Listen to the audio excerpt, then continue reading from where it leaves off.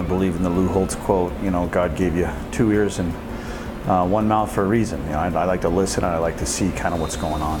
Jason Petrino was born in Billings but has lived all around the Treasure State. My dad was a very small high school football coach, basketball coach, track coach. We lived in places like Forsyth, Saco, Wolf Point, and then moved over to Kalispell. That's where he spent the majority of his young life. After graduating from Kalispell High, he went to Carroll to play in the secondary.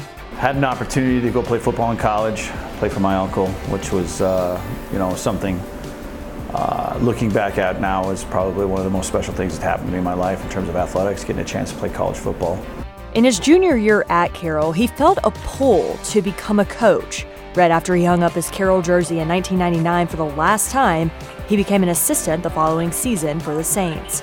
Petrino eventually found himself at the University of Wyoming. I went there as a GA, I coached the safeties.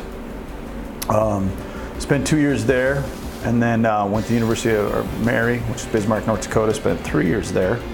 And then Coach Glenn had a position on his staff, he called me back, so I went back to Wyoming where I spent 2 years at Wyoming. Petrino hopped around the country and eventually came back home to the Magic City. There's people with a vision that want to see Rocky grow, not just on its campus, but also within the community and also amongst the state.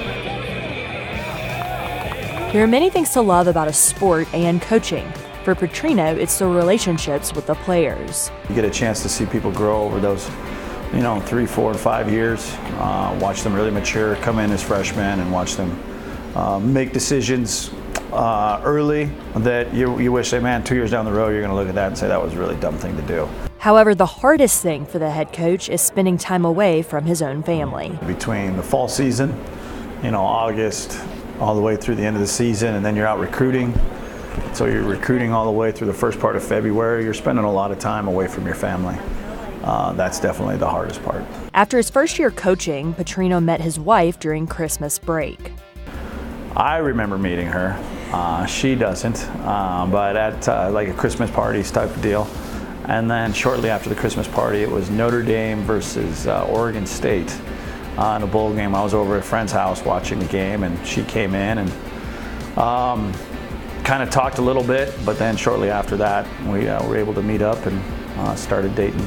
And as far as his favorite football movie goes, Petrino chose Remember the Titans. When you have 130 people on your roster, you have 130 different family backgrounds and situations in the way they were growing, what they were experiencing.